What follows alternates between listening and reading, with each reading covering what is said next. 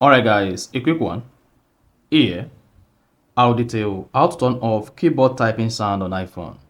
So, if while typing on your iPhone, either message or whatever, and then your keyboard typing sound is disturbing, now you want to turn it off, then here's a video for you.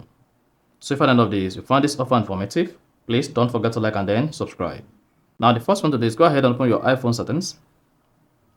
On the settings page, scroll down, locate and click on Sounds and Haptics.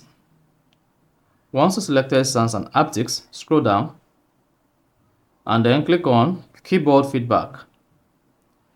Now, under Keyboard Feedback, locate Sound. If sound is enabled, then your iPhone keyboard is going to make sound each time you type.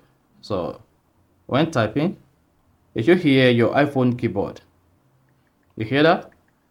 Now, to turn off the typing sound, just go back to the keyboard and then disable sound. And then you're good to go. So when next you type on your iPhone, the keyboard typing sound will be disabled. So that's exactly how to turn off keyboard typing sound on iPhone. So if you found this offer informative, please don't forget to like and then subscribe.